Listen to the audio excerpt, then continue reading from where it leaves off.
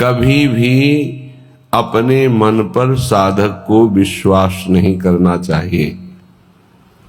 विश्वास योग्य मन तब होता है जब भगवत साक्षात्कार हो जाए, क्योंकि इसके बाद प्रभु के सिवा और कुछ दिखाई नहीं देता। तो फिर काम, क्रोध, लोभ, मोह, मद, मत्सर इनका कोई प्रभाव नहीं पड़ता। जब तक सामने स्त्री है, पुरुष है, जड़ है, चैतन्य है, अच्छा है, बुरा है, तब तक ईमानदारी से कभी अपने मन पर विश्वास मत कर लेना, नहीं ये मन आपको नष्ट कर देगा। ऐसा फंसाता है कि फिर उस बंधन से मुक्त होने की हिम्मत नहीं रह जाती उपासक में। वो साहस नहीं कर पाता कि मैं विषय के बिना अब कैसे जीवित रह पाऊंगा। और ऐसी करुणा हमारे ऊपर हुई, हमें मानव देह मिला, बड़ी दुर्लभ बात श्रीधाम वृंदावन आने को मिला, श्रीधाम वृंदावन की महिमा सुनने को मिली, अद्भुत प्यारे जू के हृदय में गुप्त रहने वाले गोरे चरणारविंद की शरणागति मिली, प्यारे जू की रसेंद्री जिस राधा रस का रसास्वादन करती है वो राधा नाम मिला। फिर भी हम गंदे विषयों का चिंतन, गंदे विषयों की भोगने की प्रवृत्ति, भूरी सखी कह रही हैं, ताको त्यागी विषम मन दीन हो, जीवन यो ही गयो री, जीवन यो ही गयो री।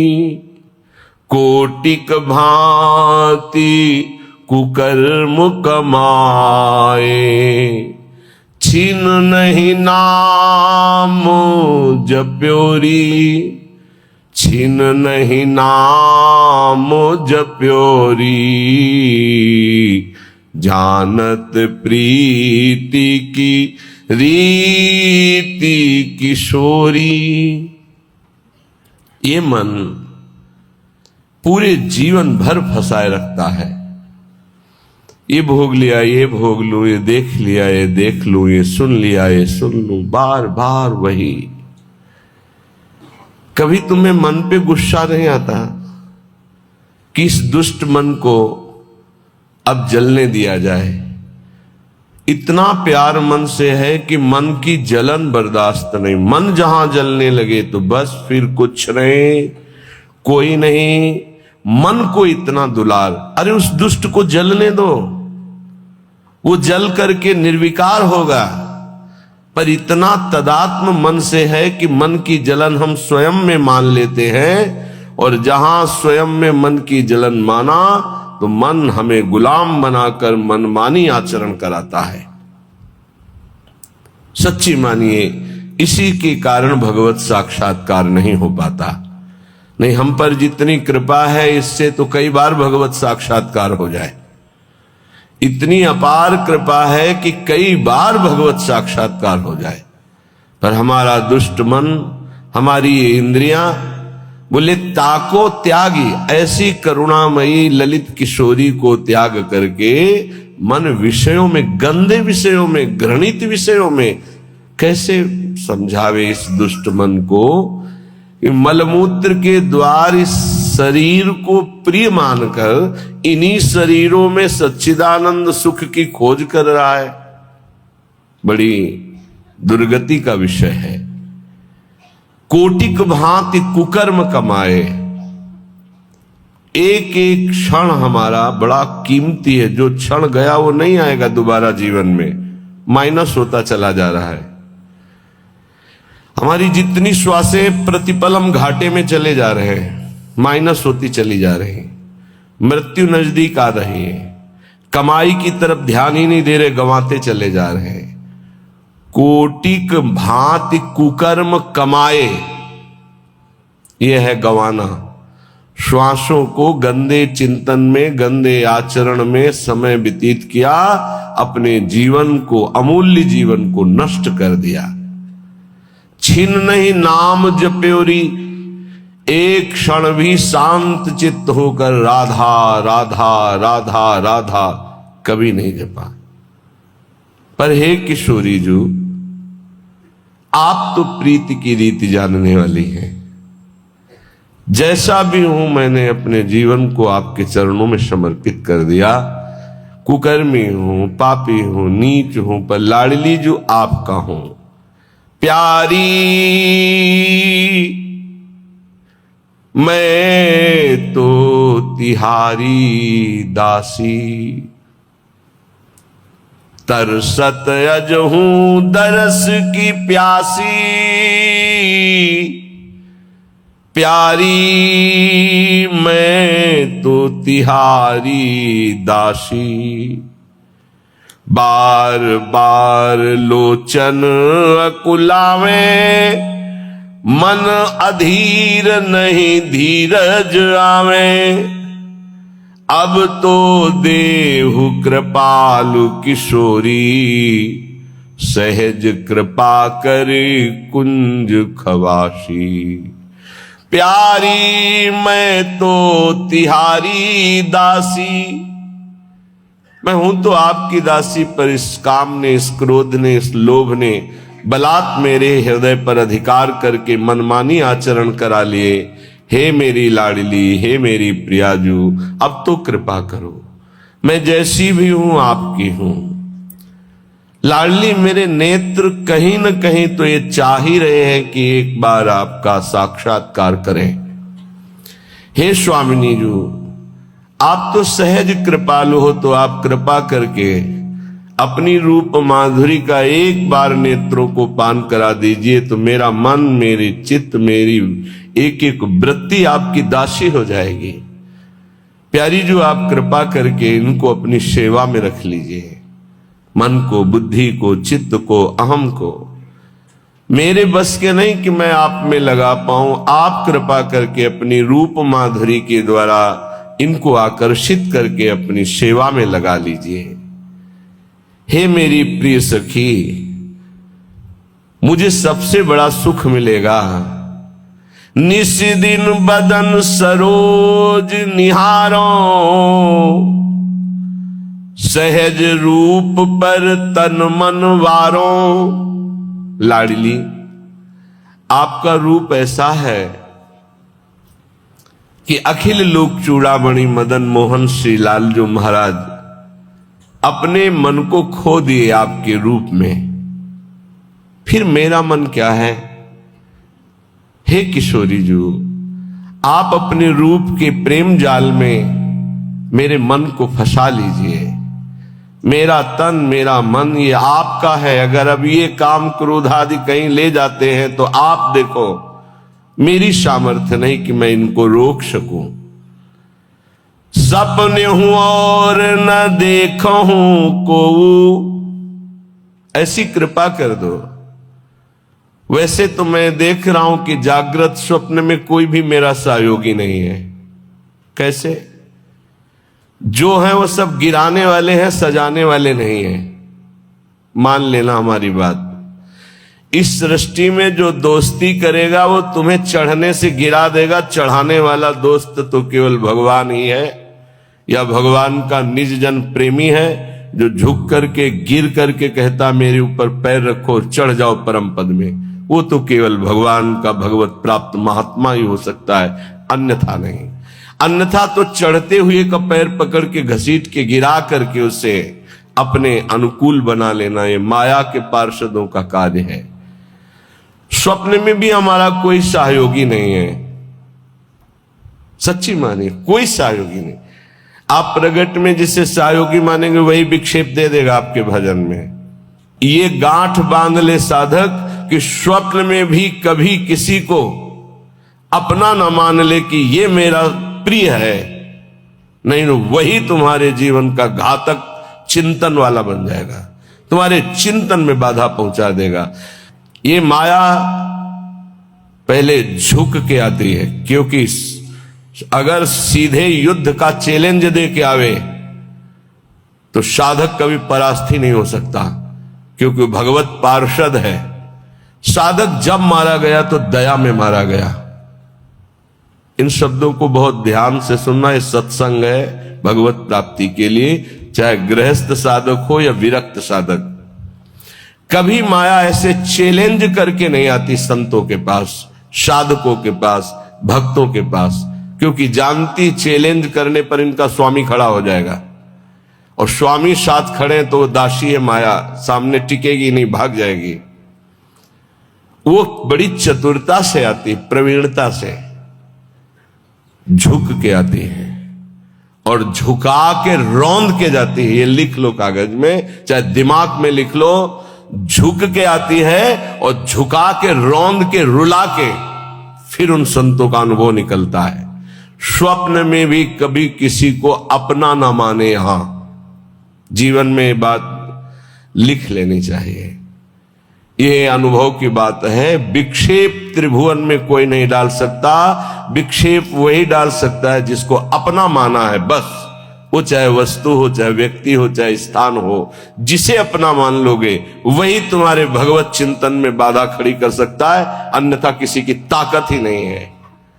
और हम अपना कब किसको मानते हैं? जब कोई झुक के रो के आता है तो दया से द्रवित होकर के जे भी उसे स्वीकार करता है तो उसकी दया का दुरुपयोग करके रौंदते रौंदते उसे भगवत विमुख करने की पूरी चेष्टा की जाती है। ये माया है। इसलिए असंगोहम पुरुषः, जिसने ये ब्रह्म सूत्र अपने जीवन में धारण किया, ये हम बहुत चूक की बात बता रहे हैं। दया बिना साधु कसाई, दया करी तो आफत आई। जीवन में ये अनुभव की बात बता रहा हूं। जब कभी चूक हुई है तो दया के कारण हुई है, और जब कभी कोई विघ्न साधना में पड़ता है तो साधु की दया उसे फंसाती है। इसलिए वो दया जो हमारे प्रभु के चिंतन में बाधा पहुंचा दे, कभी नहीं। दया दूर से करनी चाहिए। उपदेश कर दे भगवान नाम वाणी लीला का और छोड़ दे। पर होता क्या है, ये समर्थों को उपदेश दिया जाता है। जिनको अपने बल से उठाकर भगवत प्राप्ति करानी होती है उनको उपदेश नहीं दिया जाता, उनको गोद में लेके चला जाता है। पर ऐसे गोद में लेकर चलने के लिए चाहे अपनी दुर्गति हो जाए पर उनकी दुर्गति ना होने पावे, ऐसा स्वभाव संतों का, तो उनको दुख भोगना पड़ता है। यद्यपि उनकी महानता है पर उनको दुख भोगना पड़ता है। ये संसार उनको रुलाता है, ये संसार उनको पीटता है, ये संसार उनको मारता है, संसार उनके शरीर को नष्ट कर देता है। कितने उदाहरण हैं। अगर साधक निर्विघ्न परमात्मानंद में स्थित होना है तो दया किस पे करनी है? किसी पे नहीं। क्यों? क्योंकि सब भगवान का स्वरूप है। हम खुद दया के पात्र हैं, सब हम पर दया करें। हाथ जोड़ के तृणादपि सुनीचेन तो निकल जाओगे।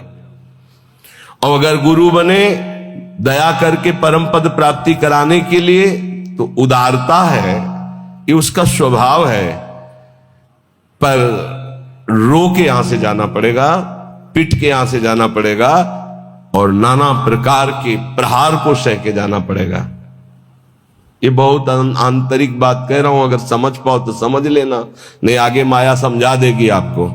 सिर्फ अपनी बात मनानी, उसकी बात नहीं माननी। सिर्फ अपनी निष्ठा में रहना है, उसकी तरफ झुकना नहीं, तो बात बन जाएगी, अन्यथा नहीं बनेगी।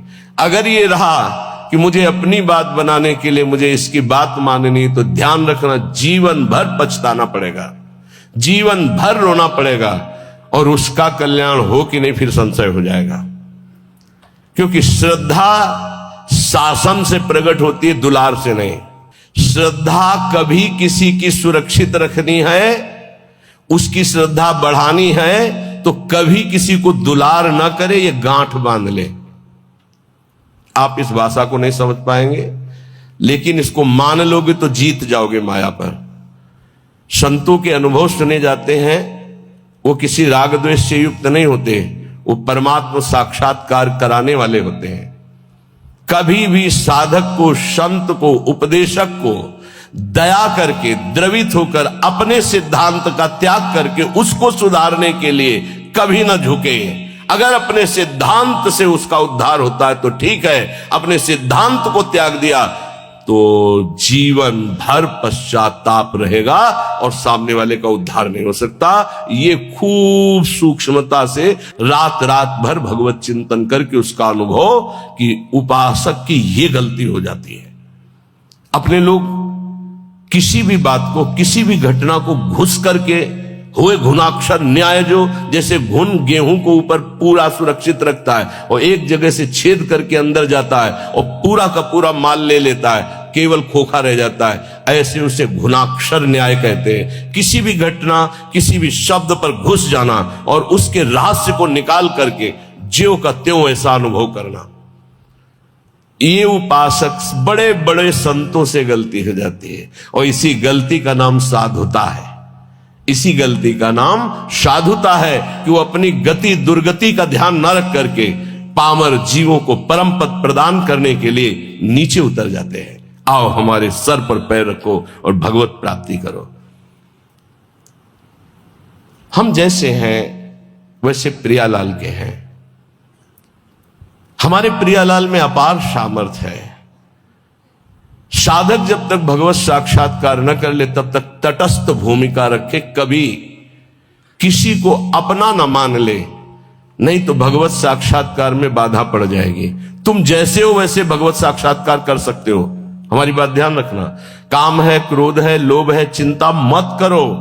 ये नारकी गति प्रदान करने वाले शत्रु हैं, पर हम जिनके शरणागत हैं उनके प्रभाव से, जैसे जंगहा लोहा पारस के प्रभाव से सोना बन जाता है, तो पारस भी तो जड़ है। जड़ पारस अपना स्वभाव नहीं छोड़ती तो चैतन्य घन परमात्मा और हमारी स्वामिनी किशोरी जो, वो अपना स्वभाव कैसे छोड़ देंगी? उनका स्वभाव ही है जो उनकी शरण में आ गया उसे निर्मल कर देना, प्रेम प्रदान कर देना। पर अपना कोई एक स्वप्न में भी नहीं होना चाहिए। सपने हो और न देखत कोई ऐसा सहयोगी नहीं है जो मुझे प्रियालाल में लीन करने का सहयोग करे।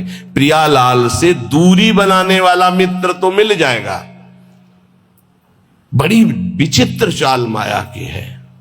तुम्हारे में परमात्मा है जिसे तुम नहीं जान पा रहे हो, वही जनाने के लिए गुरुजन प्यार करते हैं। पर वो फिर क्या करता है? वो अपने में गर्व करके आज्ञा का उल्लंघन शुरू कर देता है और उसको ऐसे जन मिलते हैं कि उसको सपोर्ट करते हैं उल्लंघन करने के लिए। अब वो जो उसकी चित्तवृत्ति गई थी कि इसको परमात्मा प्राप्ति कराएंगे, अब उस चित्तवृत्ति ने उसके चिंतन पर बाधा पहुंचा दी। गलत समय गया और अशांत असंतुष्टता पैदा करने की चेष्टा कर दी उस संग ने। इसलिए साधु को, साधक को, भक्त को सदैव असंगता पर ध्यान देना चाहिए। या तो सुलझा हुआ व्यक्तित्व साधुता का, उसका संग, तद्व्रतेषु जो भगवत प्राप्ति करना ही चाहता है ऐसे का संग, अन्यथा सर्वात्मना न विसृजित बहिरिंद्रियाणि एकश्चरण। एकश्चरण कभी सपन में भी ये न सोच ले कि मेरा परमार्थ का कोई सहयोगी हो जाएगा। जैसे भगवान करुणा करके आखिरी बात अर्जुन से कहते हैं, मेरी बात मान लो, सर्वधर्मान परित्यज्य मामेकम शरणम व्रज अहम त्वाम सर्व पापेभ्यो मोक्षयिष्यामि। अर्जुन, ये अत्यंत गूढ़ बात कह रहा हूं, इस सबके सामने प्रकाशित होने वाली नहीं। तुम मेरे प्रिय हो, इस मेरी आत्मा हो, इसलिए मैं तुम्हें कह रहा हूं, मान जाओ, ऐसे चलो, ऐसे चलो। तब तुम्हें पश्चाताप होगा जब अटैची तैयार करोगे और सामने से ट्रेन छूट गई। ये एक ही बार ट्रेन मिलती जीवन में, परम पद के लिए एक ही ट्रेन है, सदगुरुदेव की कृपा। जब तुम याद करोगे और तैयारी करोगे तब गाड़ी तुम्हारे सामने से छूट चुकी होगी, फिर केवल पछतावा ही पछतावा रह जाएगा। एक हवा आती जैसे अभी चली है, मान लो हमारी बात मान लो, हम खोल के कह रहे हैं, खुला कह रहे हैं, ये हवा आई है तुम्हारे कल्याण के लिए। ये केवल हवा है। अनुग्रह की वायु है, अनुग्रह की वायु, केवल कृपा वायु। जो इस वायु में पड़ जाएगा वो निकल जाएगा। और ये ज्यादा दिन के लिए अनुग्रह वायु नहीं होती। जैसे पछियाव चला, उसका अलग प्रभाव, पश्चिम की वायु चली, उत्तर की वायु चली, दक्षिण की, हर वायु का अपना प्रभाव है। ये अनुग्रह वायु है, ज्यादा दिन नहीं रहती अनुग्रह वायु, ये ध्यान रखना। जहां विशेष अनुग्रह वर्षा होती है वहां ज्यादा दिन नहीं होता, वो तत्काल ढका जाता है, क्योंकि कलयुग और माया दोनों का भी प्रभाव बढ़ना चाहिए। और जब तक अनुग्रह वायु रहेगी तब तक ये बढ़ नहीं सकते, इसलिए उस अनुग्रह वायु को ढका जाता है, या तो कलंक के द्वारा और या तो आयु पूरी करके। जितने बड़े महापुरुष हैं वो कम अवस्था में पधार गए। आद्य गुरु भगवान शंकराचार्य जी, बड़े बड़े महापुरुषों को देखो। आपको स्पष्ट कह रहा हूं, मानो तो मानो, नहीं तो ट्रेन छूटी। ये केवल अनुग्रह वायु, केवल अनुग्रह वायु, चीख के कह रहा हूं, पकड़ लो पकड़ लो, नहीं बाद में केवल हाथ मलते रह जाओगे। केवल कृपा ही है, कृपा। ये शरीर नहीं बोल रहा है, पकड़ लो। ये केवल कृपा है जो तुम्हें भगवत प्राप्ति कराने के लिए रोज हम एक संकेत दे रहे हैं, अगर पकड़ पा रहे हो। कल कहा था सबकी वर्दी तैयार है, केवल आपको अपने तन का ये जो कपड़ा है इससे प्यार हटा दो जितनी जल्दी। पोशाक बनी बनाई तैयार है, भाव दे कि तुम्हें तत्काल मिल जाएगी गुरु प्रसाद से।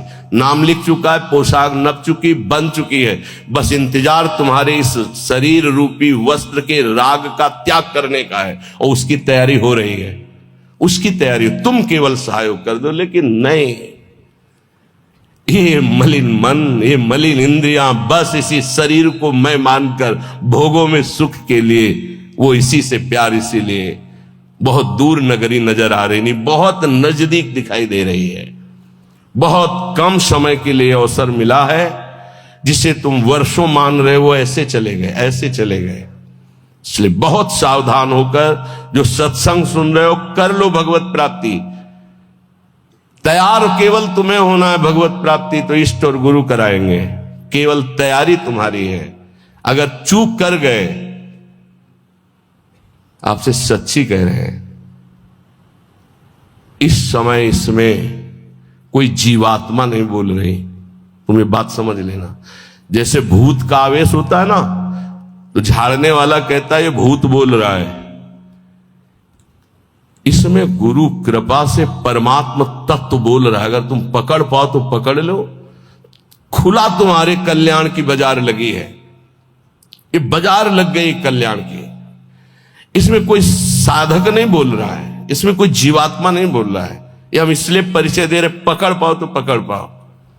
वो स्वयं बैठ करके तुम्हारे कल्याण के लिए कर रहा है। उसे ये केवल ढांचा तुम एक व्यक्ति का देख रहे हो, तुम्हारे कल्याण के लिए वो केवल बोल रहा है, कल्याण के लिए केवल इस शरीर को चला रहा है, कल्याण के लिए केवल चेष्टा कर रहा है। अगर पकड़ पाओ तो पकड़ पाओ। ऐसे अवसर जब आते हैं तो बहुत कम समय के लिए ऐसे अवसर आते हैं। बहुत चतुर प्रवीण आदमी होता है जो सौदा तय कर लेता है और धनी बन जाता है, नहीं तो लोग इंतजार करते रहते हैं, जन्म जन्म इंतजार करते रहते हैं और सौदा नहीं हो पाता। गुरु से सौदा, तन मन प्राण श्वासें दे करके, नाम और मंत्र ले करके उनकी कृपा से निहाल हो गए। आज तक जिसने सौदा किया, लेकिन सौदा कोई बिरला ये कर पाता है। तन मन प्राण श्वासें गुरुदेव को दे दिया उनकी आज्ञा पर, और नाम मंत्र ले लिया, उसके प्रभाव से भगवदानंद में डूब गया। नहीं समझ में आएगा, नहीं समझ में आएगा। केवल गुरु आज्ञा का पालन करके भगवत प्राप्ति से ही गुरु ऋण से उऋण हो सकते हो, अन्यथा किसी और वैभव से या और किसी तपस्या से गुरु ऋण से नहीं उऋण हुआ जा सकता। मातृ ऋण, पितृ ऋण और ऋषि ऋण सबसे उऋण हो सकते हो, गुरु ऋण से नहीं। गुरु ऋण से सिर्फ भगवत प्राप्ति से उऋण हुआ जा सकता है। ये लिफाफा रखने से, ये नाना प्रकार की भोग सामग्री देने से तुम गुरु दीक्षा का दक्षिणा नहीं दे सकते हो।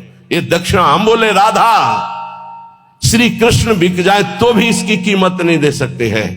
वो कह रहे हैं आधा नाम ही मुझे खरीदने के लिए पर्याप्त है, पूरा धा बोलना तो बहुत बड़ी बात है। श्वास, प्राण, मन, तन समर्पित गुरु को, उनकी आज्ञा पर कर्तव्य कर्म करना।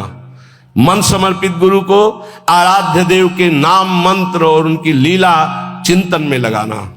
श्वास कोई खाली ना जाए, ये भेंट गुरुदेव को।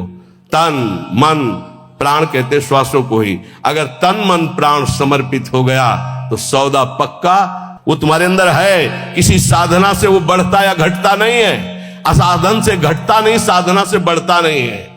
ये अज्ञानी जीव नहीं समझ पा रहे।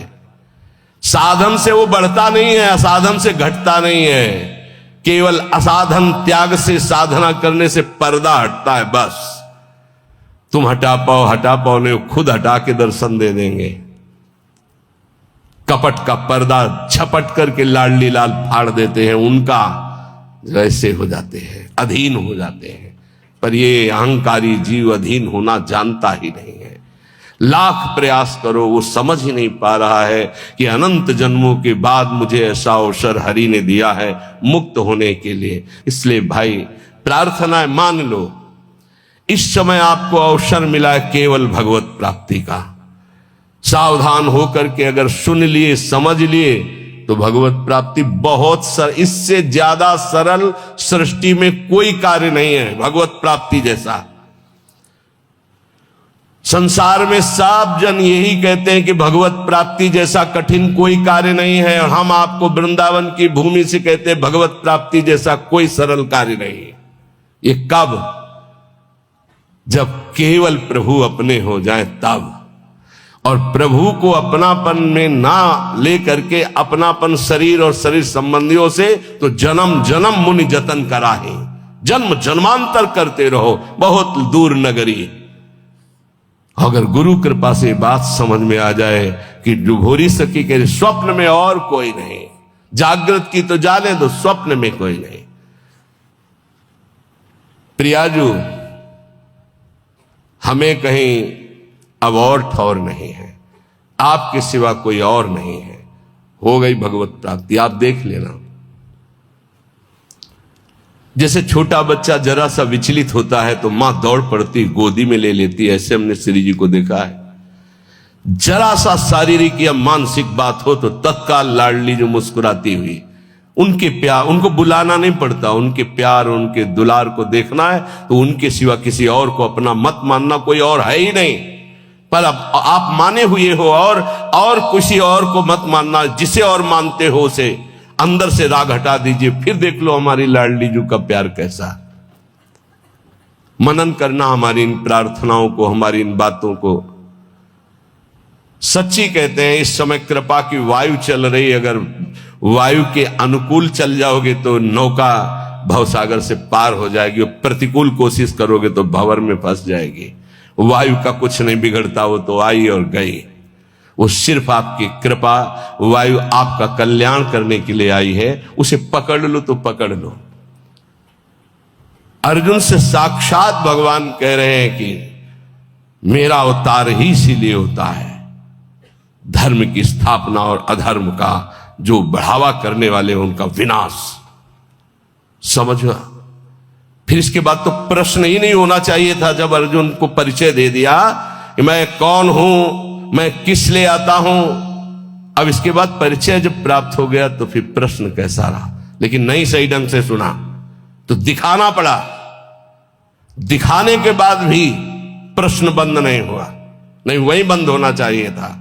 जब जान लिया त्वमादि देवा पुरुषा पुराणा तुमस्य विश्वस्य परम निधानम वेतासि वेद्यम परमम च धाम त्वया ततम विश्वमनंत रूपम।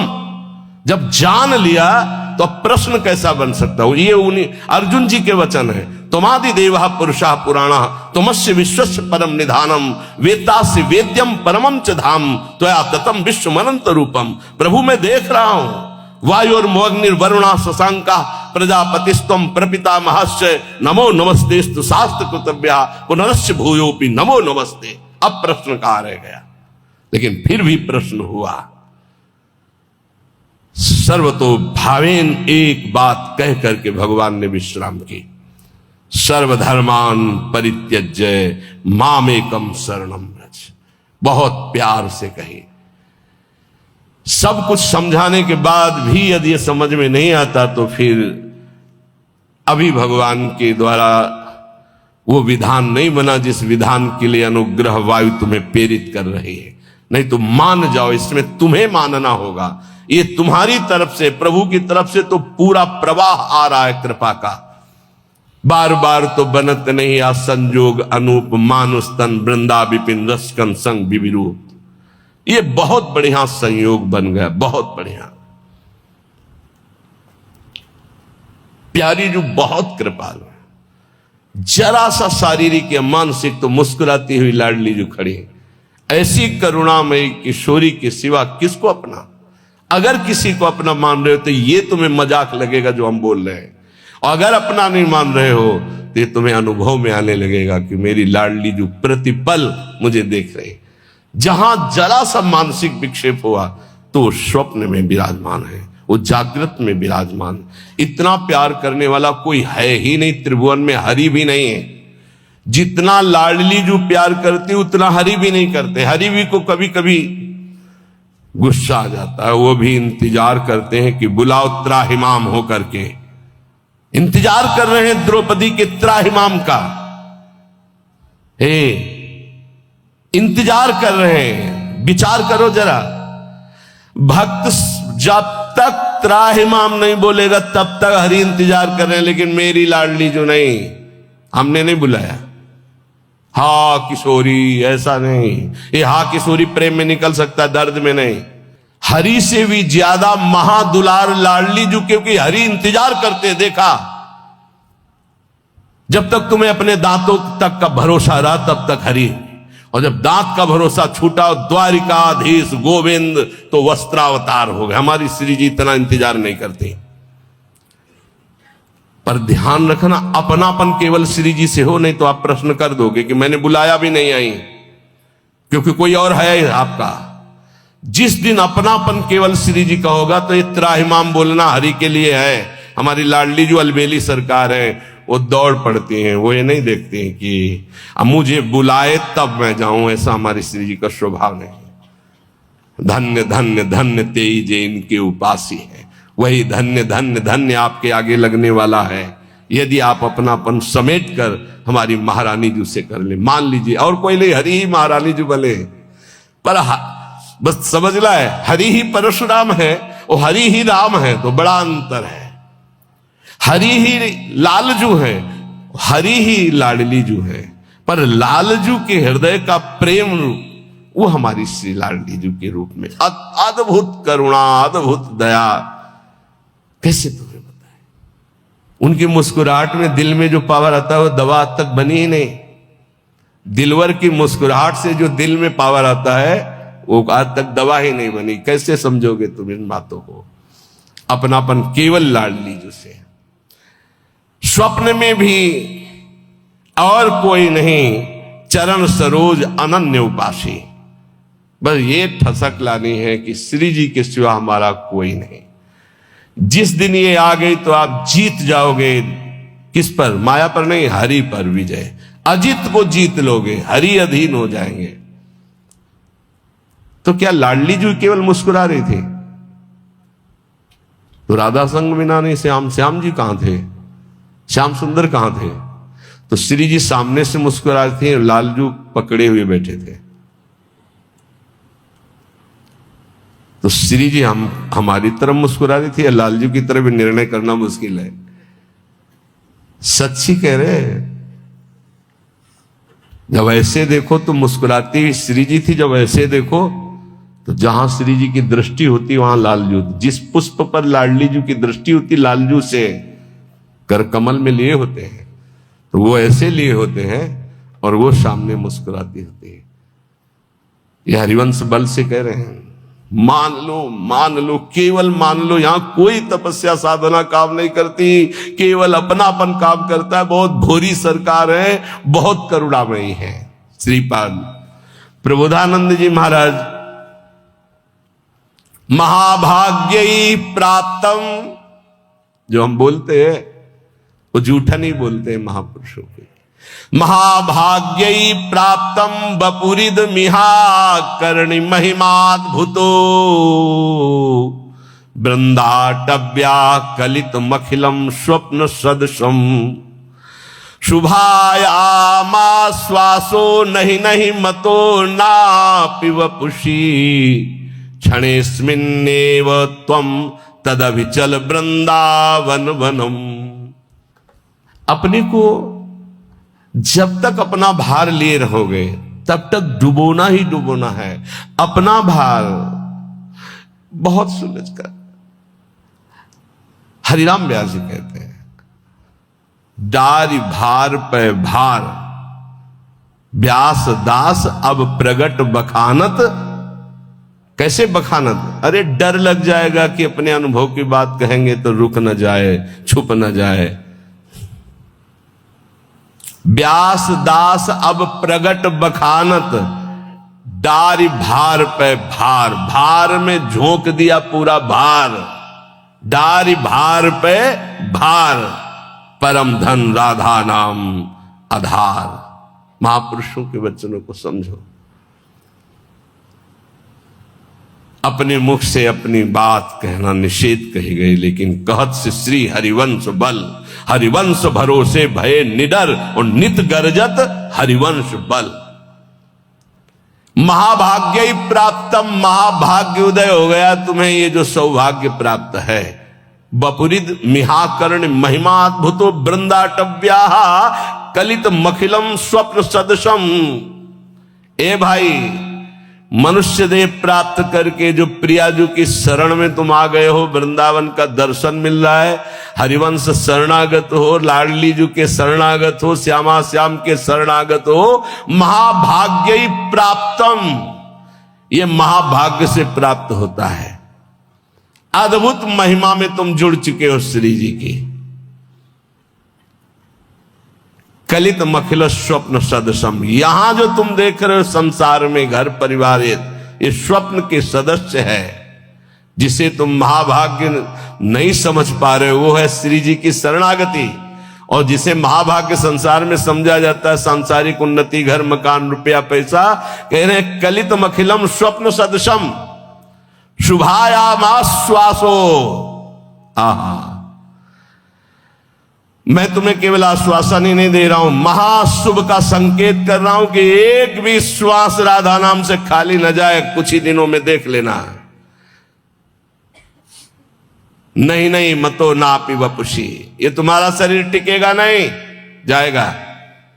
जितनी श्वासें रह गई वर्तमान में, विश्वास दिलाता हूं केवल ऐसी बात नहीं है, ये परम सत्य बात है। हर श्वास में नाम जप करो, भगवत प्राप्ति निश्चित। अभी इसी क्षण शरीर छूट जाए तो भगवत प्राप्ति निश्चित। इसी क्षण तू दिव्य वृंदावन के लिए प्रस्थान करेगा। क्षणेस्मिन्नेव त्वं तदभिचल वृंदावनम दिव्यम, इसी क्षण तू दिव्य वृंदावन में प्रवेश पा जाएगा। यदि एक श्वास में बोला राधा और शरीर छूटा तो गया दिव्य वृंदावन। इसलिए विश्वास ही केवल नहीं दिला रहा हूं, परम सत्य बात कह रहा हूं कि ये संसार स्वप्नवत है। तो महाभाग्यशाली है यदि राधा चरणों की शरणागति प्राप्त कर ली और हर श्वास में राधा राधा जप रहा है। भ्रातर यही निमीलितास नयने तत्र क्वा कांतात्मजो। ये थोड़ी देर सोचो, मरने जा रहा हूं, सोचो। सुबह सुबह ऐसी बातें करते हैं मरने की। सुबह सुबह हमें लगता है कि अगर सुबह सुबह ये दिमाग में डाल ले तो दिन भर खूब भजन होगा। इसी से तो भजन होता है। यही तो भजन नहीं होने देता जीने की आशा, भोगने की आशा, प्रियजनों के बीच में रहने की आशा, यही भजन नहीं होने देता। भ्रातर यही निमीलिता से नयने, जब तुम्हारे नेत्र मुंदने का समय आएगा उस समय को थोड़ा अभी ला के देखो। कौन है तुम्हारा? देखो अभी चलो। अब मकान छूट रहा है, पत्नी छूट जाएगी, पुत्र परिवार सब छूट रहा है। थोड़ी देर देखो, घबरा जाओगे, अभी घबरा जाओगे। अगर पहले से ही तैयार थे तो घबराओगे नहीं, आनंद आएगा कि हाँ हमारी तैयारी फिट है। तैयारी क्या है? हर श्वास राधा राधा और गुरु प्रदत्त नाम। ये राधा राधा गुरु प्रदत्त है। कौन गुरुदेव हैं इसके देने वाले? स्वयं किशोरी जी हैं। राधेविष्टम संप्रदाय करता आचार्यो राधा मंत्रदा सदगुरुश्च मंत्रो राधा। सदगुरुश्च राधा मंत्रो राधा। वही है इत सजनी से लेकर के अभी तक जितने गुरुदेव वही हैं, वही गुरुदेव के रूप में दे रहे हैं। राधा राधा बात मान लो। अभी देखो कैसा भय लगेगा। अभी देखो तुम्हारा घर छूट जाएगा, बैंक बैलेंस छूट जाएगा, पुत्र पत्नी सब छूट जाएंगे, शरीर छूट जाएगा। अब जाओगे अकेले, घबराहट पैदा हो जाएगी। तैयारी कर लो। कह रहे विश्वास दिलाने के लिए नहीं कह रहा हूं, सत्य कह रहा हूं। तुम दिव्य वृंदावन में आज अभी इसी क्षण में प्रवेश पा जाओगे यदि अभी शरीर छूट जाए और राधा बोल करके गए। भ्रातो स्वप्राप्त सुहृदगणा क्वच गुणा कुत्र प्रतिष्ठादय। ये तुम्हारे भाईजान, ये तुम्हारे मित्रजन, ये तुम्हारी पढ़ाई लिखाई, ये तुम्हारी प्रभुता, धन, प्रतिष्ठा, ये कोई काम नहीं आने वाली। मरने के बाद कोई काम नहीं आने वाली। ये तुम्हारा पुत्राहम कृतयः अहंकार कि मैं अमुक हूं, मैं अमुक हूं, प्रभुत्व, बड़ी महिमा है तुम्हारी संसार में। धन विद्या द्यस्ततः सर्वत। ये धन, ये विद्वान, विद्वता, ये सब किस काम में आएगी? स्वम निर्विद्य संविद्य किम नु चल चलस्य दैव वृंदावनम। मेरी बात मान जा, आज ही कदम बढ़ा और वृंदावन में आके सत्संग सुन, यहां की रज में लौट और राधा राधा राधा फिर चाहे जा रहे। निरंतर नाम जप कर, निश्चित निश्चित भगवत प्राप्ति हो जाएगी। जब तुम भगवत मार्ग में चलोगे तो रुददपि पित्र मात्र बंधु पुत्रादिकम अपहायन सम्यनार्ह दुखते ही। तुम्हारे माता पिता तुम्हारे विरुद्ध हो जाएंगे भगवत मार्ग में चलोगे तो। कोई बिरला ही होता है जो अनुकूल हो जाए। बहुत कठोर हृदय भगवत मार्ग में चाहिए। ममता से लड़ने के लिए कठोर हृदय चाहिए। समता में स्थित होने के लिए सहृदय चाहिए। दोनों बात होना है। ये हमारे प्रभु के सद्गुण हैं। कुसुम से भी कोमल और वज्र से भी कठोर। अपने शब्द के लिए कठोर। और ये अपनापन जहां प्रभु में समर्पित हुआ तो सहृदय। इसको समेटो अपनेपन को। रुददपि पित्र मात्र। रुददपि, यदि वो रो रहे हैं या ऐसी युक्तियां पेश कर रहे हैं, उपासक को चाहिए इस जाल में न फंसे। महाप्रभु चैतन्य देव, बड़े बड़े आद्य गुरु भगवान शंकराचार्य, बड़े बड़े महापुरुषों के जीवन चरित्रों में दे पाया गया कि केवल वही घर में थे, केवल वही। लेकिन प्रभु के विधान को मानकर मंगल में संन्यास धर्म का अवलंबन लेकर छोड़। सची माता ने तो यह भी कहा था कि बेटा पानी की तो बात जाने दो, अगर हम मरना चाहें तो कोई जहर देने वाला भी नहीं। विष्णु प्रिया तो अभी नवीन बालिका है और मैं वयोवृद्धा हूं और जानते हो तुम्हारे सिवा कोई है। तो उनका मां श्री कृष्ण मुझे प्रेरित कर रहे हैं, हम मैं रुक नहीं सकता, आपको अनुमति देना होगा। ऐसे भगवान शंकराचार्य जी ने कहा मां भगवान शंकर प्रेरणा कर रहे हैं, मुझे संन्यास लेना ही होगा। तो उनका बेटा मेरा तो कोई नहीं है, ना कोई और पुत्र है, ना तेरे पिता है, कोई नहीं है और केवल तू ही है। तो उनका मां बिना अनुमति के संन्यास लिया नहीं जाता और आपकी अनुमति अनिवार्य है, तो क्या आप मुझे अनुमति नहीं देंगी? कोई बेटा कैसे दे सकते हो? तो चलो मां गंगा स्नान करने चलते गए। तो वो तो महायोगी थे, मगरमच्छ प्रकट कर दिया। बोले मां मुझे मगरमच्छ खा रहा है। अरे बोले बेटा मैं वृद्धा हूं, कैसे बचा सकती हूं? बोले सन्यास की अनुमति देके कह दो सन्यास। बोले बेटा मगरमच्छ से तो अच्छा है तुम जिंदा रहो, सन्यास ले लो। अनुमति हो गई, मगरमच्छ ध्यान हो गया। तो उनका बेटा अंतिम संस्कार करने वाले तो तुम ही हो। तो उनका मां वचन देता हूं कहीं भी होऊंगा और सुनूंगा कि मां का शरीर पूरा हो रहा है तो अंतिम संस्कार मैं करूंगा। आकर के दंड रख करके शिष्य को दे करके भगवान शंकराचार्य ने मां का संस्कार किया। रुददपि पित्र मात्र बंधु पुत्रादिकम अपहाय निशम्य नारहदुक्तिये। कोई युक्ति तुम्हें भगवान मार्ग से विमुख न कर पावे। बड़े प्रलोभन, बड़े भय, कमर कस के चलना इस मार्ग में। श्रीपाद कह रहे हैं, हृदय परम कठोरताम दधानो द्रुत मवलोकय कृष्ण केलि कुंजम। हृदय परम कठोरताम, इस मार्ग में चलने वाले को हृदय को बहुत कठोर रखना पड़ता है। और कठोर ऐसा जैसे नारियल, अंदर एकदम कोमल, बाहर एकदम कठोर। बाहर नारियल जैसा रहे ना, नारियल का देखते हो जटा, फिर कठोरता उसकी खप्पर की, और अंदर देखो बड़ा मुलायम मीठी गरी। ऐसे संत होते हैं, हृदय से एकदम कोमल, बाहर से एकदम कठोर, उनको जल्दी कोई पहचान नहीं सकता। हृदय परम कठोरताम दधानो द्रुत मवलोकय कृष्ण केलि कुंजम।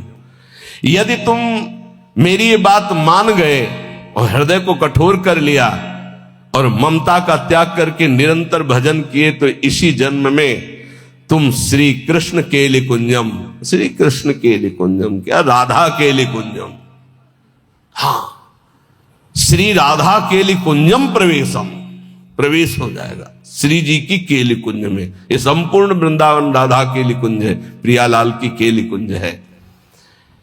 मान जाओ, हम ये नहीं कह रहे कि हमारे भाव कहने का कि आप सन्यास ले लो, नहीं ये नहीं कह रहे। हृदय को मोह ममता रहित करके उन्हीं के बीच में रखकर उनकी सेवा करते हुए खूब भजन करो। बोले तुम क्यों नहीं किया? हमारे भाग्य में लिखा था। ये तुम्हारे लोगों के भाग्य में लिख दिया है। किसने लिखा है? ब्रह्मा ने नहीं लिखा, गुरु ने लिखा है। ये ब्रह्मा के लिखे भाग्य से नहीं। कुंडली देख लो अपनी, निकलवा लो कुंडली, उसमें लिखा हो कि बाबा जी बनेगा तो हमें बताना। ये गुरु भाग्य बदल दिए। ये संत जन जहां जाते हैं ना, नारद सिख जे सुनहि नर नारी, अवसि भवन तजी होहि भिखार। संतों को भिक्षा देने का मतलब जानते हो? संचित कर्म, क्रियमाण कर्म सबका नाश और महाभागवत पदवी प्रदान कर देना। जहां संत जाते हैं, जहां संत जूठन गिरती है, जहां संत वचन होते हैं, वहां माया की दाल नहीं गलती। वहां परमात्मा प्राप्ति के लिए उस जूठन से एक न एक पौधा तैयार होता ही रहता है। जहां संतों का चरणामृत गिरा और संतों की जूठन गिरी, वहां एक नया बीज प्रकट होता है। कौन? सो कुल धन्य उमा सुन जगत पूज्य सुपनीत, श्री रघुवीर परायण जे जन उपज विनीत। नाम प्रसंग कहे तो उपदेश जाया, धर्म धन्य सो देश धन्य सो कुल जे जन्म भयो। धन्य सो तात धन्य सो माय, संतत सकल सुनो चितलाय, श्री हरिवंश प्रताप। ए जाना है श्री जी मिल गई तो अनंत जन्मों की बिगड़ी बन गई। जिसे भगवत प्राप्ति होनी होती है उसके लक्षण क्या होते हैं? श्री भगवान सिद्ध पुरुष के लक्षण, और भगवत प्राप्ति जिसको होनी होती है उसके वो आदर्श लक्षण होते हैं। भगवान श्री कृष्णचंद्र जी गीता जी में कह रहे हैं कि हे अर्जुन, यदृच्छालाभ संतुष्टो, ये बहुत सुंदर श्लोक है, जीवन में उतारिएगा। यदृच्छालाभ संतुष्टो द्वंद्वातीतो विमत्सरः, समः सिद्धाव सिद्धौ च कृत्वापि न निबध्यते। यदृच्छालाभ संतुष्ट, हे उपासक, ये सिद्ध महापुरुष के लक्षण है और उपासक को ये धारण करना चाहिए जिसे भगवत प्राप्ति करनी है। यदृच्छालाभ संतुष्ट, हम जो साधना कर रहे हैं, चाहे गृहस्थ धर्म से युक्त होकर चाहे विरक्त धर्म से युक्त होकर, यदृच्छालाभ संतुष्टो, अब भगवान की इच्छा से सुख दुखे समय कृत्वा लाभालाभ हो जया जय हो, जय हो या पराजय, लाभ हो या हानि, सुख हो या दुख, संतुष्टायन के नवा, मुझे संतुष्ट रहना, प्रसन्न रहना है सुख और दुख में, लाभ और हानि में, जय और पराजय में। ये हमारी साधना की कसौटी है। साधना में पराजित हो गया और शांत है, यही तो साधुता है। यदृच्छा लाभ संतुष्टो, हम फल प्राप्ति का उद्देश्य रख करके अगर साधना करेंगे तो हम विक्षेप को प्राप्त हो जाएंगे। ध्यान देना, हमको समता पर ध्यान देना है, यह है साधना का फल। और इस पर ध्यान प्राय नहीं। समता का क्या मतलब? हार और जीत में समान, लाभ और हानि में समान, सुख और दुख में समान। ये भगवान के वचन। सुख दुखे समय कृत्वा लाभा लाभो जयाज। चित्त विक्षेप में या आनंद में समान, परिस्थिति बिगड़ी हुई या सही समान, कोई साथ दे रहा है या नहीं समान, साधना का फल मिल रहा है या नहीं समान। अरे 20 साल हो गए अभी वही काम करो तो लोग समान वृत्ति, विक्षेप नहीं, शांत। यदच्छा लाभ संतुष्टो द्वंद्वातीतो विमत्सरः, बहुत अमृत में। हम साधना कर रहे हैं, अनुकूलता मिले या प्रतिकूलता, लाभ मिले या हानि, मान मिले या अपमान, स्तुति मिले या निंदा, विकार है या निर्विकार, पर हमारी स्थिति में फर्क नहीं पड़ेगा, हमारी निष्ठा पे फर्क नहीं पड़ेगा, हमारी श्रद्धा पे फर्क नहीं पड़ेगा।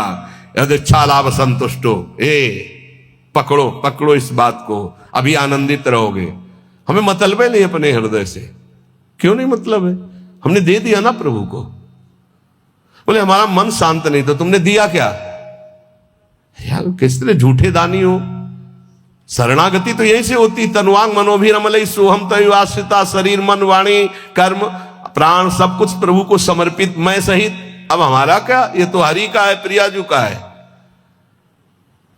फिर सुन लो, योगी सांगोपांग साधना करता है। साधना में कायरता नहीं है, लेकिन फल में अनुकूलता हो या प्रतिकूलता, लाभ मिले या हानि, मान मिले या अपमान, स्तुति हो या निंदा, जो कुछ भी हो उस समय अंतःकरण में सम रहना, यह साधना की उत्तम अवस्था है। असंतोष पैदा ना होने पावे।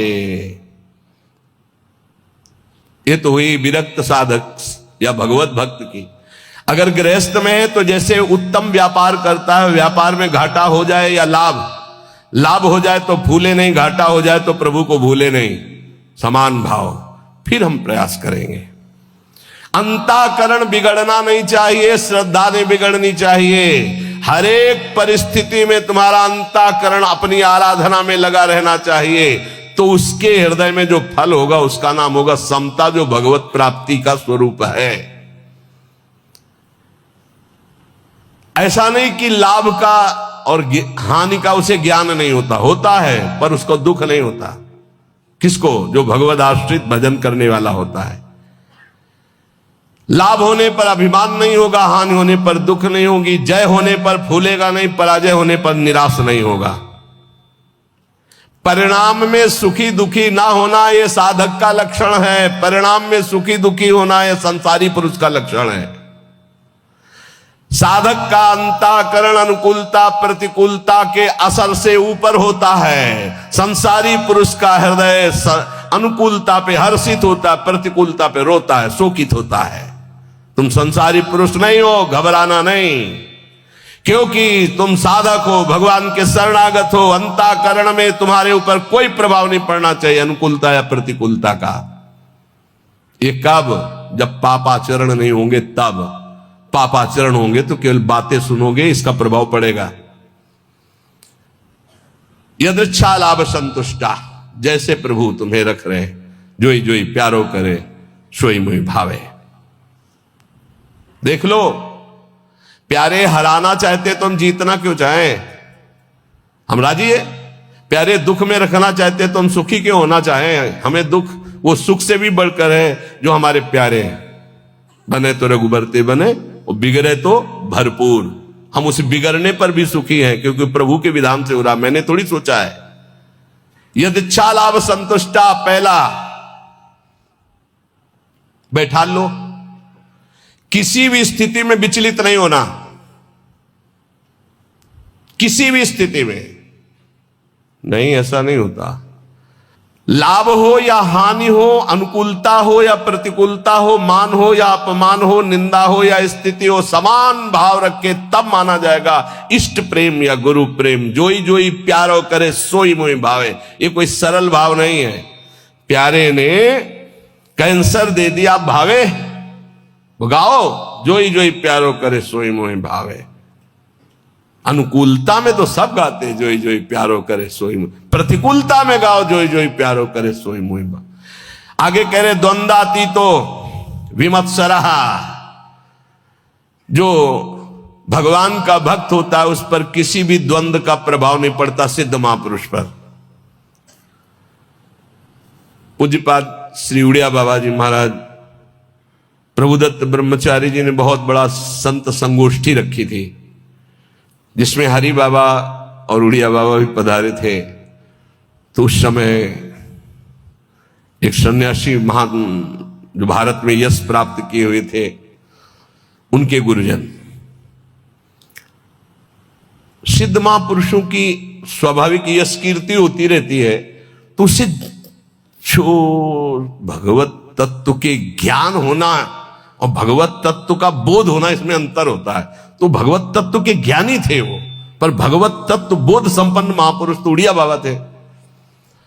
उन्होंने बस समस्या इतनी थी कि हरि बाबा जब घंटा बजाते थे तो सबसे पहले ओ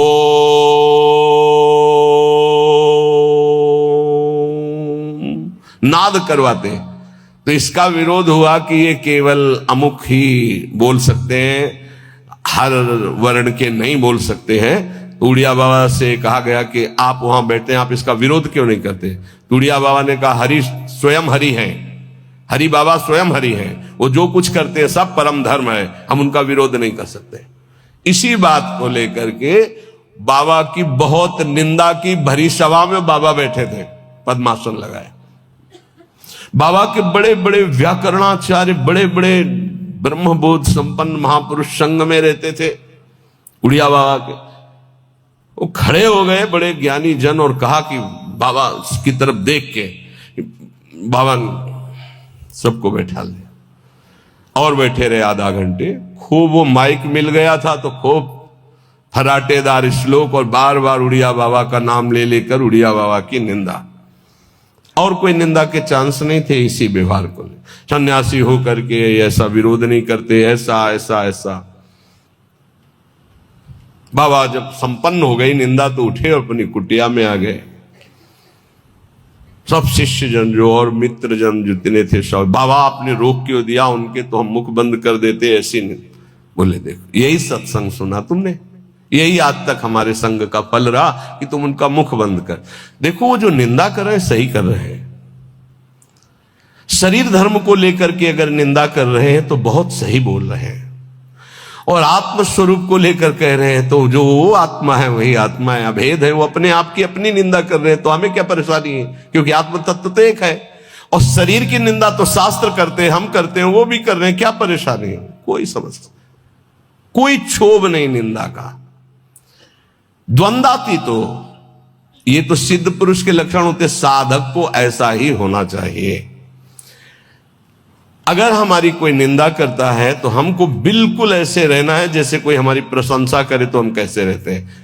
प्रशंसा में हम तटस्थ रहते हैं, हृदय में हर्ष नहीं होने देते। तो निंदा में हमें तटस्थ रहना, हृदय में शोक नहीं होने देना। ये द्वंद्व है, निंदा और स्तुति। ऐसे ही मान अपमान में, ऐसे ही अनुकूलता प्रतिकूलता में, ऐसे ही सुख दुख आदि में, तो ऐसे ही जन्म मृत्यु में आप द्वंद्वातीत अवस्था को प्राप्त हो जाएंगे। ना आपको मृत्यु का भय होगा, ना जन्म का भय होगा, क्योंकि आप जीवन मुक्त हो जाएंगे। भक्त द्वंद्वातीत होता है। और विमत्सरा, ये बहुत बड़ा दोष है, ये दोष बहुत बड़ा है। इसे कहते हैं ईर्ष्या। मत्सरति, मेरे से आगे निकला। ईर्ष्या बहुत बहुत बुरी है, और ये बहुत बड़ी जगह से होती है। छोटे मोटे को तो समझे में नहीं आती कि मेरे अंदर ईर्ष्या है, बड़े बड़े में ईर्ष्या होती है। जब अपने से अधिक किसी की प्रशंसा या सुख देखकर जलन जो होती है, उसे कैसे मत्सरता, ईर्ष्या। अगर ईर्ष्या का किंचित मात्र भाव है तो चाहे जितना इष्ट कृपा करे, गुरु कृपा करे, वो जलेगा, कुछ उस पर फर्क नहीं पड़ेगा। बहुत विचित्र है ये ईर्ष्या। विमत्सरहा, मत्सरता रहित होना चाहिए साधक को। सिद्ध पुरुष में ईर्ष्या नहीं होती। ईर्ष्या इतना दोष सूक्ष्म है, कंचन तजना सहज है, सहज तिया का नेव, मान बड़ाई ईर्ष्या दुर्लभ तजनाए। दुर्लभ है जो कंचन कामनी पर विजय प्राप्त किए हुए, वो भी ईर्ष्या पर। बहुत विचित्र है, बहुत विचित्र। किसी की भी बड़ाई सुनकर उनकी निंदा करना शुरू कर देना, ये ईर्ष्या करवाती है। हाँ हाँ सब ठीक है भैया, ऐसे से ऐसे से निंदा कर देना, हृदय में उनके प्रति जलन होना। थोड़ी भी ईर्ष्या यदि हृदय में है तो भगवत प्राप्ति या भगवत प्रेम नहीं होने देगी। इसको मिटा दो। जिसके प्रति ईर्ष्या, उसके चरण वंदना करो, उसको हाथ जोड़ो, उसको और प्यार करो, जिससे ईर्ष्या तुम्हारे हृदय में उसके प्रति ना होने पावे। ये अपनी कोशिश से होगा, दूसरे की कृपा से नहीं। आप ये मत समझे इसमें। ये ईर्ष्या सबसे बड़ा सूक्ष्म दोष है, और ये बड़े बड़े साधकों और संतों में भी जागृत हो जाए यदि सावधान न रहे तो। ये बहुत बड़ा दोष। इसीलिए लिखा कंचन तजना सहज है, सहज तिया का ने, मान बड़ाई ईर्ष्या दुर्लभ तजनाए। ईर्ष्या से बहुत बड़ी हानि हो जाती है, बहुत बड़ा अपराध बन जाता है। इसमें निंदा आदि दोष, बहुत गलती हो जाती है, बहुत बड़ी गलती हो। इष्ट छूट जाएंगे, गुरु छूट जाएंगे, ईर्ष्या नहीं छूटेगी। मतलब बहुत ही ये सूक्ष्म विषय ईर्ष्या। मत्सरत मेरे से आगे निकला जा रहा है। ये ईर्ष्या बहुत मत्सर, विमत्सरहा, भक्त विमत्सर होता है। चाहे जितना आपस में प्रेम हो, ईर्ष्या जागृत हो जाए तो एकता, मित्रता, भाव, श्रद्धा सब नष्ट कर देगी। चाहे जितना प्रेम, ईर्ष्या जागृत हो जाए तो बहुत दूरी बना देती ईर्ष्या। वैर और भिन्नता ये पैदा करना इसका काम है। भिन्नता, दूरी बना देना और दुश्मनी पैदा कर देना, ये ईर्ष्या का काम है। साधक इस दोष से बचे। बड़ा भयानक दोष है ईर्ष्या। ये बहुत जल्दी हो जाता है। छोटों में तो कम होता है, बड़ों में ज्यादा होता है। छोटों में छोटे स्तर से होता है, एक दो व्यक्ति। ईर्ष्या बड़ों में बहुत जोर की होती है। सुना है हमने, शब्द सुने हैं, तो उससे लगा कि ये ईर्ष्या बहुत जोर की होती। किसी की भी बड़ाई हो, फौरन निंदा। ये हमने सुना है, फौरन निंदा शुरू। हाँ ये तो ठीक है, पर लगा के उड़ गए, निंदा शुरू कर दी। ईर्ष्या बहुत विचित्र है। अपने में गुणाभिमान और दूसरे में दोष दर्शन, ये ईर्ष्या करा देती है। और सारी तपस्या भजन सब खो देता है ईर्ष्यालु। कुछ नहीं रह जाता ईर्ष्यालु के हृदय में। इसलिए भगवान कह रहे हैं विमत्सरा। सिद्ध पुरुष में तो होती नहीं है, और साधक में इसे मिटानी होती। स्वयं से मिटेगी, ये बात ध्यान रखना। लाख उपाय करके देख लिया, नहीं गई। स्वयं से मिट रहे हैं। स्वयं जब तक नहीं मिटाना चाहोगे, ईर्ष्या नहीं मिटेगी। ईर्ष्या जिधर झुक जाए उधर द्वेष पैदा कर दे, लड़ाई झगड़ा पैदा कर दे और नाश शुरू कर देती ईर्ष्या। बहुत बहुत विचित्र। बहुत गुरु की बढ़ोतरी देखकर शिष्य को ईर्ष्या हो सकती है। ईर्ष्या शिष्य को हो सकती। सूली पे चढ़वा दिया, जहर खवा दिया, मारने का संयोग बना दिया। बहुत से ऐसे उदाहरण पाए गए। ईर्ष्या। भला सदगुरु परब्रह्म, उनकी महिमा को देखकर ईर्ष्या कैसे हो सकती है? हो जाती है। जब अपने में गुणाभिमान होता है तब ईर्ष्या हो जाती है। यहां तक शिष्य की महिमा को देखकर गुरु के हृदय में ईर्ष्या पैदा हो गई। ऐसा भी, जबकि शिष्य तो अपना पुत्र, अगर उसकी महिमा बढ़ती है तो गर्व का विषय होता है कि हमारा ही तो बेटा है, हमारा ही तो वैभव है ये। पर ऐसा नहीं। जहर खिलाने की चेष्टा की गई शिष्य को। वो चरित्र में, रामानुजाचार्य जी के चरित्र में पढ़ के देख लीजिए। ईर्ष्या बड़े स्तर में प्रकट हो जाती है। अगर ब्रह्म बोध नहीं, भगवत प्रेम की प्राप्ति नहीं, तो ये प्रकट हो जाएगा, ईर्ष्या प्रकट हो जाएगी। सदगुरुदेव भगवान के वचन, किसी भी क्रिया की प्रतिक्रिया ईर्ष्या से हो सकती है। किसी भी क्रिया की प्रतिक्रिया, ये गुरुजनों के प्रति भी हो सकती है, शिष्य के प्रति भी हो सकती है, मित्र के प्रति भी हो सकती है, बहन बहन में हो सकती है, भाई भाई में हो सकता है, पिता पुत्र में, कहीं भी ये ईर्ष्या हो सकती है। और ये सर्वनाश के सिवा इसका कोई परिणाम नहीं होता। केवल नाश और पतन के सिवा इसको कोई परिणाम नहीं होता। ये शब्द याद कर, ईर्ष्या का केवल, किसी और का नहीं, अपना। ईर्ष्या केवल नाश और पतन के सिवा और कुछ नहीं देती है। इसलिए सुखपूर्वक संसार बंधन से मुक्त होने के लिए इस ईर्ष्या का अवश्य त्याग करें। श्री भगवान आगे कह रहे, क्षमा सिद्धाव सिद्धौ च। साधक दोनों बात में समान भाव रखे, सिद्धावस्था और असिद्धि में। साधना सफल होती नहीं दिखाई दे रही तो भी हमारी सफल, राधा नाम व्यर्थ जाएगा क्या? वृंदावन वास, वृंदावन आना, सत्संग सुनना व्यर्थ जाएगा क्या? हमारे अंदर ठीक है, दिव्यता नहीं आ रही तो आज नहीं आ रही, कल आएगी, नहीं आएगी तो नहीं आएगी। राधा राधा राधा, भगवान आदेश करे। क्षमा सिद्धाव सिद्धौ च, कह रहे यदच्छालाव संतुष्टो द्वंद्वातीतो विमत्सरा समा सिद्धाव सिद्धौ च कृत्वापि न निबध्यते। हम अपनी साधना को ठीक तरह से कर रहे हैं, अगर हमारे अंदर निर्विकारता नहीं आई, दिव्यता नहीं आई, चमत्कार नहीं आई, तो मुझे बिल्कुल निराश नहीं होना है। आज नहीं आई तो जाएगी कहां? अवश्य आएगी, क्योंकि खेती वही है भाई। किसी कोई आज फसल काट रहा है तो कल हमारा नंबर आ रहेगा काटने में। कहा हमको निराश नहीं होना है। सिद्धि असिद्धि में सम रहने का मतलब है राग द्वेष हर्ष शोक आदि विकार न होना। सिद्ध्य असिद्धयो सबो भूत्वा। ऐसा लग रहा है कि मुझे साधना का बड़ा लाभ मिल रहा है तो फूलो मत। ऐसा लग रहा है इतने दिन हो गए करते हुए कोई लाभ तो नहीं मिल रहा, तो चूक मत करना, लाभ निश्चित मिलेगा, समय का इंतजार करो। सिद्धि असिद्धि में सम रहो, अर्थात तुम्हारी साधना में कोई फर्क नहीं पड़ना चाहिए। क्यों?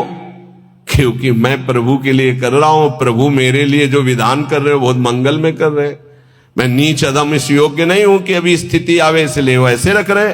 जैसे रखो, जोई जोई प्यारो करे सोई मोई भावे, सिद्ध पुरुष। तो साधक को ये लक्षण धारण करना है।